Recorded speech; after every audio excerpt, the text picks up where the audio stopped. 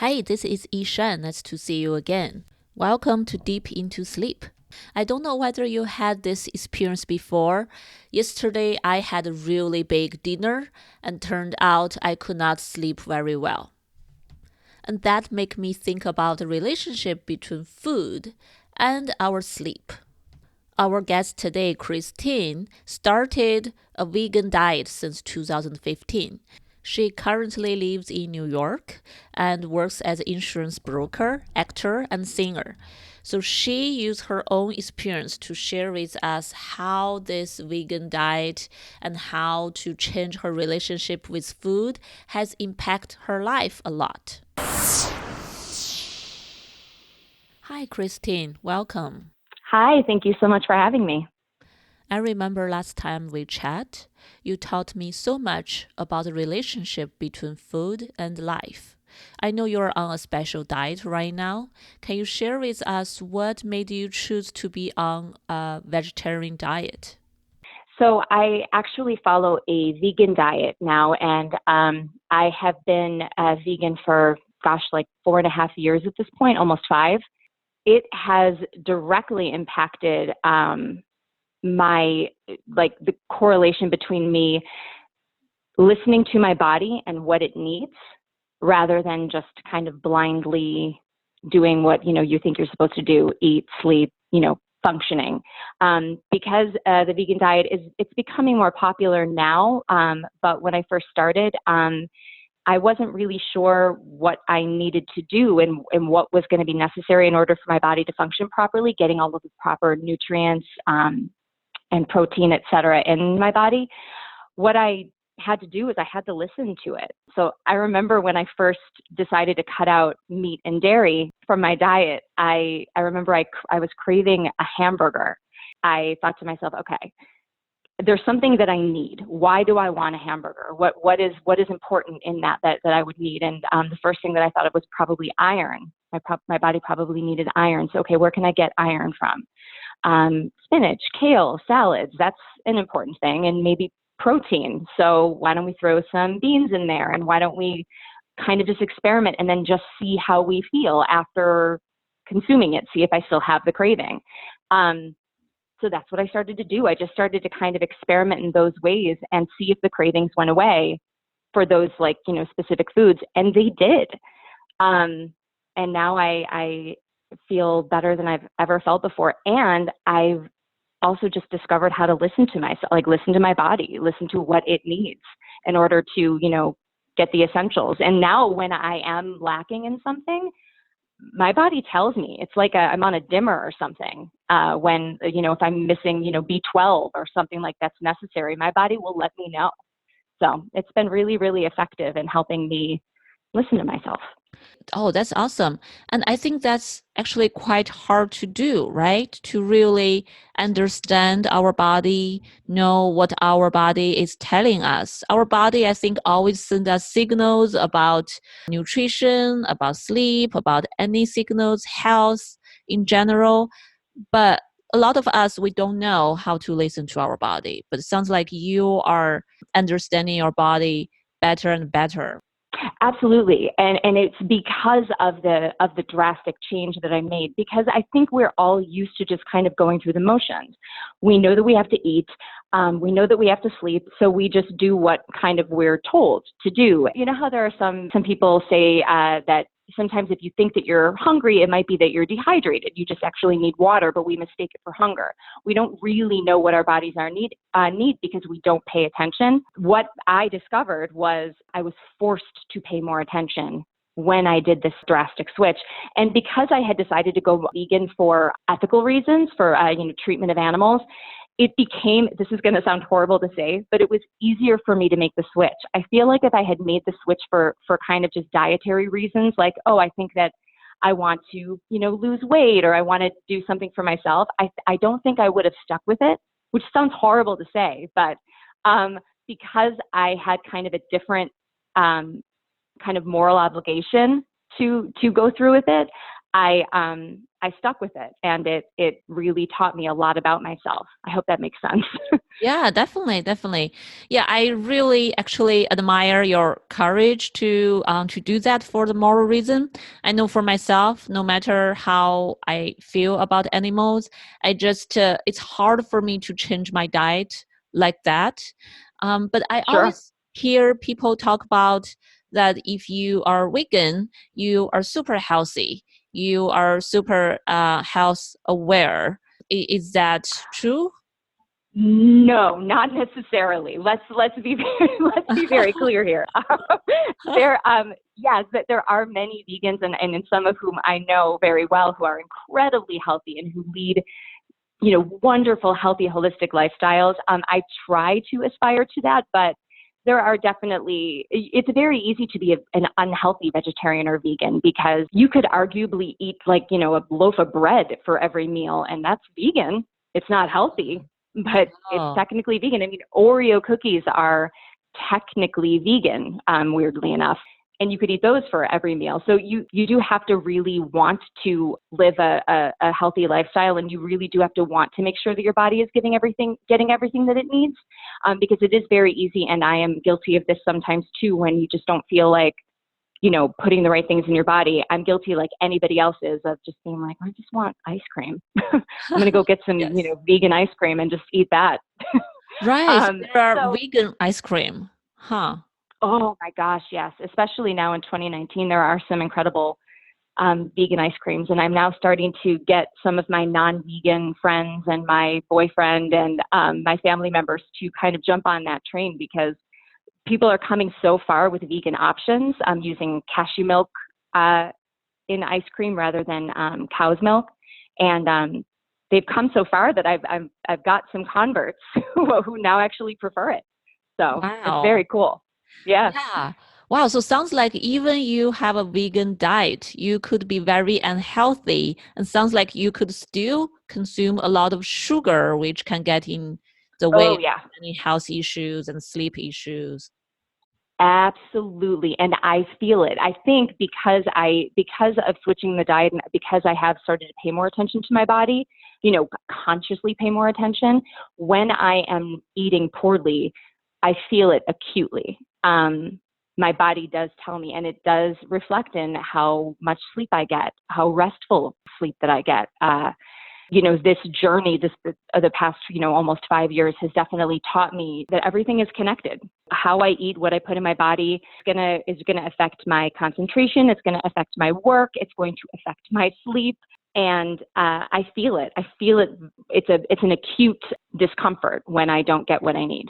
Yeah, this is exactly a great example of how important the self-awareness is. We all eat Hmm. so many things every day, but a lot of us, we just don't feel anything about our body. We don't get the signals. Our body keep on sending signals, tell us what is good for us, what is not, but a lot of us just block it away and just go ahead and do with whatever we feel like we are happy to eat, like drinking a lot of Coke. Oh, for sure. Yeah. Yeah, and it's funny actually that we're having this interview today, because just this past week I got very little sleep on one night. It was, circumstances beyond my control, but I didn't end up being able to go to bed until 3:30 in the morning, and I had to wake up quite early the next day. And the Wow. entire next day, not only was I irritable and just felt plain exhausted, as anybody would feel, but I also found that I was blindly eating. Um, I was I was kind of just like, I just wanted, and I had heard of this before, like when you are sleep deprived, you tend to just crave carbohydrates and junk food more. Yes. So that's what I was putting in my body the whole day. Like while I was working, while I was sitting at my desk and working, I was eating most of the day, which exacerbated the exhaustion, because it was not good food I was putting in my body. And it took me a couple of days to kind of get myself where I felt somewhat back on track. And I still feel like I'm recovering from that a little bit. Even I don't know how many days later, it's been 4 or 5 days, where I'm still trying to kind of get myself back on the schedule, because that one night I got like, maybe 3, 4 hours of sleep. Um, and the whole week was shot because of it. So it Right. is really interesting how it directly affects your diet. It affects your mood. It affected everything about my week that one isolated night that I didn't get enough. Yes, exactly. And actually, diet and sleep, health, and mood are so closely related. There are a lot of research out there talking about that. And when people are Mm. not sleeping well, either sleep deprivation or they suffer from some symptoms of insomnia, people get irritable. It's a common symptom of insomnia. And then to exacerbate that a little bit, I think, and I know that you and I had briefly discussed this, prior to the interview. When I get to that point where, you get those cravings, when I was younger, when I was in my 20s, very early 20s, I had an eating disorder. I had anorexia, and it was not something that I ended up being hospitalized for, thankfully, but it was something that very much affected my life. At the time, I was a professional singer, dancer, actress. And it definitely even all and blessedly I have come leaps and bounds since then, and I feel like I've got a much more joyful relationship with food, which I'm very grateful for. But it is funny how those little triggers sometimes come back when you least expect it, because I did notice on that day that I had, when I was blindly eating and I was just exhausted and I was irritable, etc., that feeling of guilt crept over me too. Like, oh no, I'm putting all of this stuff into my body. It's going to make me gain weight. What's that going to be like? Those feelings kind of popped up again that I had to kind of I had to clock. I had to notice that and say, okay, well, that's okay that you have those feelings. Let's have that feeling and then let's move on. And, happily I was able to do so. But it really is incredible to know how everything is so interconnected, and we just take all of that for granted until you kind of are forced to look at them, one by one, and kind of assess what you're going to do about it. This guilt. I know a lot of young women nowadays, from teenagers and college students, they really suffer from eating disorder or this guilt about how they look, what they eat. They keep on evaluating themselves, criticizing themselves. It's a big drive for a lot of dysfunctional behaviors in life. Oh, absolutely. And you add on and it's a form of not taking care of yourself, of course, depriving your body. But I do remember very clearly back, when I was in the thick of having this eating disorder, and, somewhere in my brain knowing that something was very wrong, but really refusing to acknowledge it. I do remember specifically one night waking up in the middle of the night. My body wasn't letting me sleep. Because it needed nutrients, it needed food that I was depriving it of. And, I remember I had, a small fat-free yogurt in my refrigerator. That was like all that I had, because I didn't keep food in my refrigerator. And I, very quickly tried to put that in my body, and, and in the hopes that it would help me get to sleep. Even though it was like, a pittance of like 90 calories or something like that. Something in my body knew that you need something. Something needs to go in your body, and it needs to happen now. You're sick. So your body does give you the signals. It's just whether or not you are going to pay attention to the signals and really focus on them, and really try to see, what is it that I actually need right now, rather than just kind of ignoring, which I think we tend to do. We ignore the signals that we need to sleep. We ignore the signals that maybe we need something other than, ice cream for dinner. But when you start to pay attention to it, it really just kind of changes everything. Yes, yes, definitely. The signal from our body, and it's from our self-protection mechanism, right? We need to survive. We need to be healthy. So our behavior actually is monitored by our brain, and our brain keep on sending out these signals to us when it detects something is not right about the body. And but if we are so caught up in this guilt, in this mindset, in all this mood, we got blind. Absolutely. And I think that it's more common, at least, in my experience, that we have those blinders on. I would say arguably more in America than anywhere else. I don't How have any so? expertise to back that up, Mm-hmm. but I think we are so, at least the people that I'm surrounded by, and this is kind of how we're raised too, is, it's get things done. We work really hard, and I think that that's so important. I'm a hard worker myself, but I am slowly discovering that I think we're doing that to our own detriment. We wear like lack of sleep. I used to be this person where we would wear lack of sleep as kind of a badge of honor. Like, oh, I only got 4 hours of sleep last night because, I was working or I was doing Mm, this. It's almost like a point of pride, yes. versus no, that's actually horrible. And you're completely ruining the rest of your week when you only get that much sleep. I know that I don't function properly. Like I, I know that I'm not going on all cylinders when I am sleep deprived or when I am hungry and I'm, depriving myself of food or whatever. But I think we tend to, um, do that naturally. It's not something that we take seriously enough. I don't think. As a matter of fact, it might almost be like, well, if you get more than 8 hours of sleep a night, well, you're just living in the lap of luxury, aren't you? When it's kind of like, well, no, aren't I just kind of taking care of myself? Like it Yeah. shouldn't be a luxury. It should be something that's essential. And I just don't think we look at it that way, at least not in my immediate surroundings. Exactly. Just think about my past, right? Before I entered the field of sleep, I did the same thing. I never really even thought about I need to prioritize my sleep. If I had to work, I had to study, I have to, catch up some deadline. Sleep is first thing to go. I stay up late. Yep. I just finish whatever I have to finish. Sleep suffers. That's fine. I never thought it's Right. important. Yeah.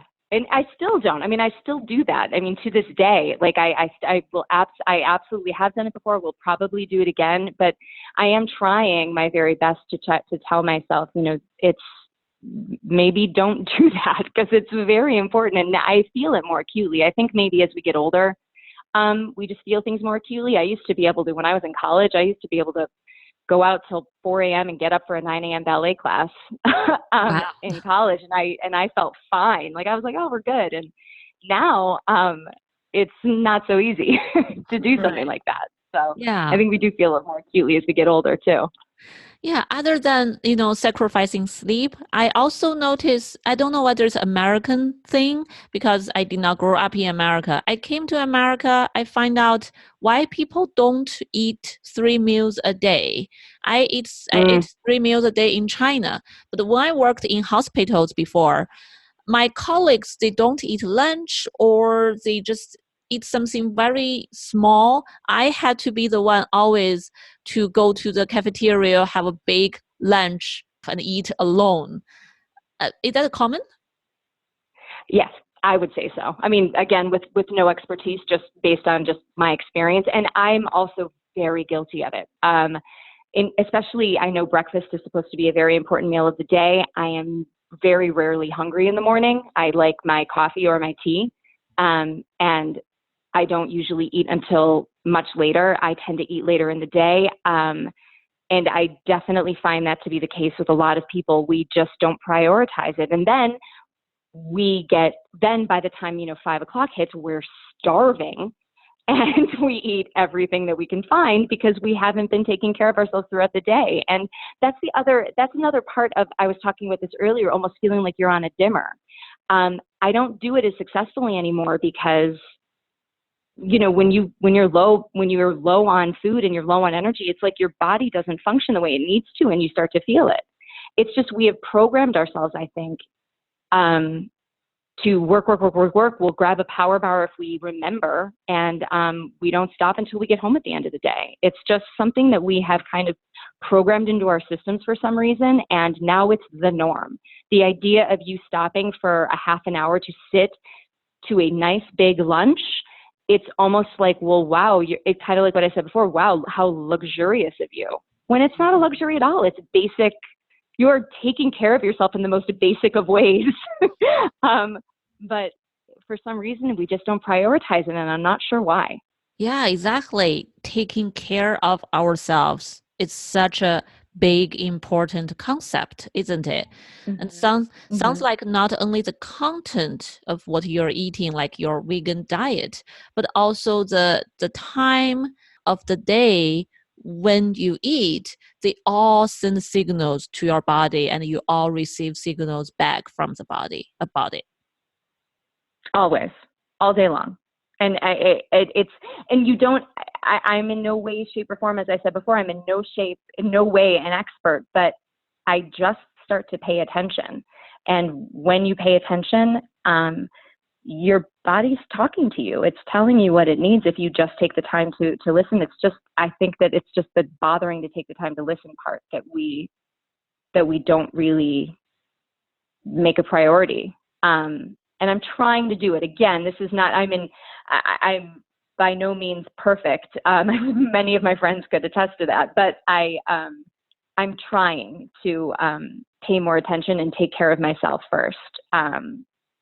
But it's not so easy.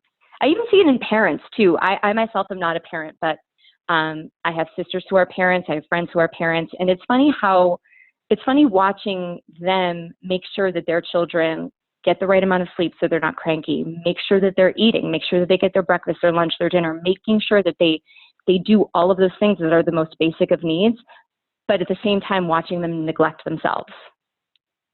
Perhaps not eating because they're just too busy, they're running around. They're definitely not getting the sleep that they need. It's not, we don't make ourselves a priority. And it's fascinating to me why. I don't understand why.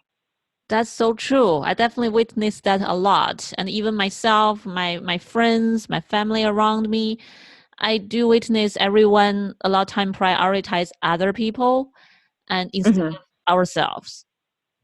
Yeah, it's interesting because it doesn't seem to, it's not very helpful because if you're neglecting yourself, there will come a point where you burn out, where you're no longer helpful to those other people. Like you have to take care, like what's that phrase, always put your oxygen mask on first before helping others. Yes. You have to, in order to be successful in helping others, you kind of have to make sure you're functioning. So Right. Exactly. it's fascinating to see that not a lot of people prioritize that, and that's not an insult. That's not to insult anybody. I think that it's something that we've just kind of programmed into ourselves for some reason, and again, it's one of those things where we wear it almost like a badge of honor, like we're being selfless by helping others. It's selfish to, I don't know, make sure that we take the time to get 3 square meals a day or, get the amount of sleep that we need. But it's just, this is basic self-care. Yeah, and it's kind of like attitude, it's a mindset, what we really prioritize, and we do have Yeah. control over it.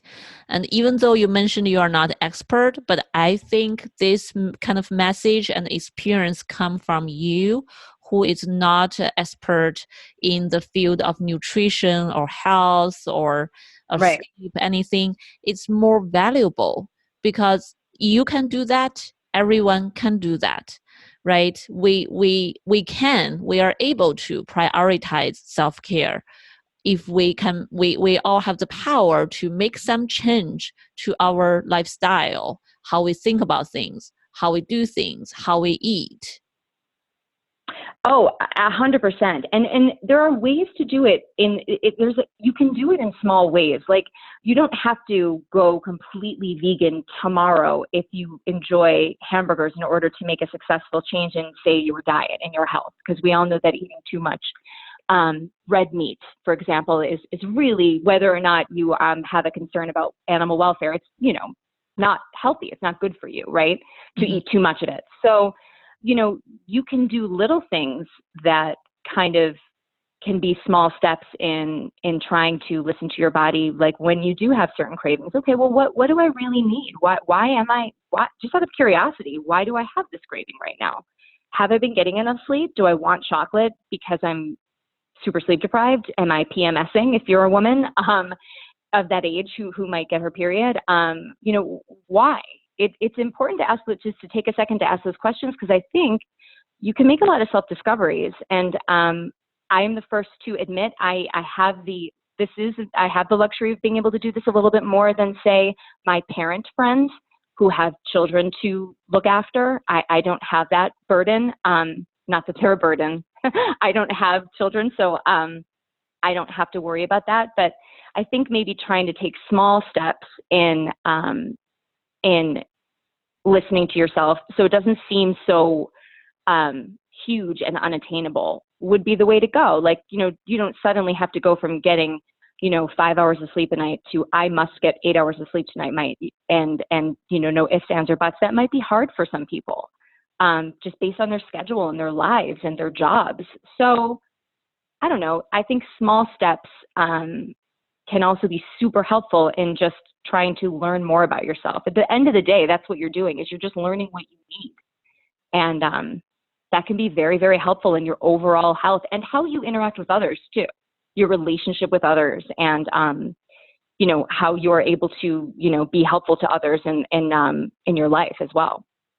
Yes, I really like that. It make me think about myself, like the question you asked. Sometime, I really crave Coke, and so sounds like I should be wondering what I'm really needing in that moment, right? I Yeah.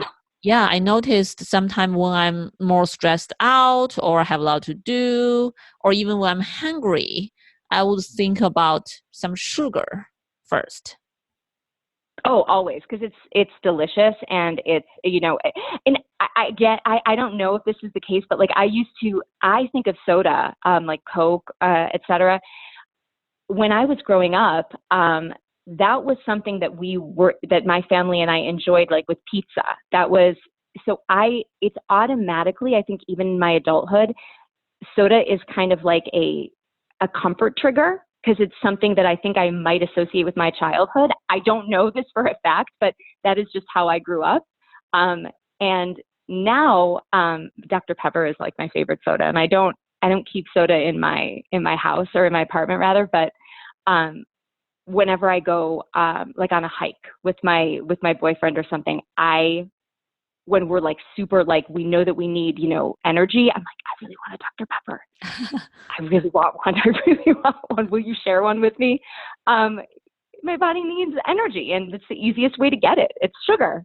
It's pure sugar that you're just guzzling down. So it is interesting to know like to where we tend to go, based on, I don't know, what is comfortable to us. I think that triggers a sense of comfort. Whenever I have a Dr. Pepper, because it's very rare, I am taken back to when I was a kid, because it was my favorite soda to drink. Mm. Like, I'm transported to my dance studio, weirdly enough, because I would go to the vending machine and I'd get a Dr. Pepper. Yeah. So anyway, that Yeah, might be like silly, but I truly am. I'm being serious. Like, it triggers that memory for me when I have one. right, right. That's exactly how fascinating, how interesting our brain works. Our brain build Yeah. up this kind of connection, right? For you, Yeah. pizza connects with calming, happy, and Dr. Pepper connect with happiness. And for me, like Chinese tea connects with calm, relaxing. Mhm. And for a lot of people, sleep and bed, they are closely connected. So go to bed means, oh, I feel sleepy, it's relaxing, it's enjoyable, it's really nice Yes. experience.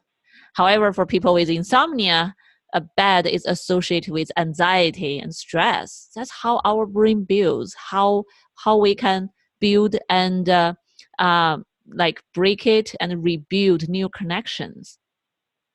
It's fascinating to me, and how somebody with insomnia would look at a bed as anything other than something joyful. That's heartbreaking. That must be so frustrating to know that your body desperately needs something and not being able to give that to your body. I can't imagine what that must be like. Yeah, actually, I see a lot of people, they can fall asleep in the couch, anywhere else other than bed. But once they go to the bed, once they think about their bed, a lot of anxiety. It's really painful. I feel really sad for them too. Oh my gosh, yeah. And is there and there's a your what you do is try to kind of find ways for them to um, not associate their bed with a negative place anymore in terms Yeah. of being able to get, or is it just sleep wherever you can get it at this point because you're not getting it anywhere? Right, right. So that's why there are definitely treatment out there called CBT for insomnia, CBTI. Mm-hmm. Part of that is to help people with insomnia to rebuild this connection between bed and relaxing, happiness, and peacefulness. So there's a way, to break the old association in our brain and rebuild a healthier and new one, just like your relationship with food. It's very similar. Mm-hmm. It takes some time, some practice, but it's doable. So there are a lot of hope. It can bring good results if you keep trying. That's actually amazing. That's actually wonderful to hear. And it actually just triggered something in me because I do remember very, very clearly that there was a point back when I did have an eating disorder that, or when I was struggling with my anorexia back in my 20s, that the idea of ever being able to look at food as something positive seemed truly impossible. And I Ah, cannot overstate this enough. There was no, it seemed like an impossibility that I would ever look at food as anything other than a source of stress. When I was in the room with food, it was constantly me. I was maybe had half of my mind on the conversation I was having with the other person, and the other half of my mind was, can I eat that food that's over there? How much of it should I eat if I eat any of it? How much should I work out tomorrow if I do eat that food? Um, how many calories do we think is in that food? Like all of those thoughts would be on my brain almost all day, whoa, every single day. overwhelming. Um, yeah, it was exhausting, and it was very negative because obviously, anytime I was eating the food, it was how much of this should I eat? All of those questions that I just stated. And I do remember thinking to myself, there's no way that this is ever going to get any better. It's impossible. There's no way I will be able to retrain my brain to actually think of this as anything other than horrible stress. And I did. It took time, but something that I thought to be impossible was, in fact, absolutely possible. So, for anybody who does suffer from insomnia or an eating disorder, I can, very confidently say that it definitely is possible to retrain your brain and re kind of retrain your body to look at things a little bit differently. It just takes a little bit of time and, deep breathing in order to be able to get Yes. there. But it's possible because I truly now can say that while I do have all of the normal, and sometimes, abnormal, views of my body, like that never goes away completely, where I don't have those times where I'm looking at my body and hating what I see, or having those, triggering feelings of guilt. That's still there, but it's much more muted. It's much more in the distant part of my brain, and it is something that I'm much more able to release. I have the feeling, I allow the feeling, and I'm able to let it go and go on with my day versus having it consume me. Um, so it is possible. Yeah, that's wonderful. That's wonderful that you share this personal experience and your, successful story of retraining your brain, relink the food and joy and live a healthier lifestyle right now. I'm sure this is very encouraging to a lot of people who are listening to this. Oh, wonderful. I hope so. Great. So thank you so much, Christine, for coming to the show, sharing all this with us. And I'm just wondering, do you have a website or blog or anything to like? No, it's funny. Uh-huh. It's funny that you should say that. I was thinking of starting a website to kind of talk about journey with vegan eating and eating disorder. So that's something that's in the future, hopefully. But you can find me on Instagram at Not the Shoes, and I'm also on Facebook as well and Okay. Twitter. Great, great. Yes, whatever you want to share with the audience, if they want to, follow up with you, ask more questions, you can share those information with me. I will put them on my website in the show note so people can find your information there. Wonderful. That sounds great. Yeah, great. Thank you again. And it's such a nice conversation with you. I learned a lot about vegan Thank diet, you. your journey. Thank you. Oh, thank you. It was a joy. Hi, hopefully you enjoyed the conversation. Just like Christine said, please listen to your body. Our body will send us signals to help us manage what's going on and what we need. Christine's information and other things we talk about today will all be on the show note at deepintosleep.co/episode/008. Thank you for spending your time today listening to the episode. If you have any questions or suggestions to our show, please feel free to let me know at deepintosleep.co. I would love to hear from you. See you next time. Sleep is an individual thing. We all sleep differently, and there is so much we can do to improve sleep quality. Keep hope and carry on. This podcast is for general informational purpose only and does not include the practice of medicine or other health professional services. Usage of the information we share is at the listener's own risk, and our content does not intend to be a substitute for any medical and professional services, diagnoses, and treatment. Please seek professional health services as needed.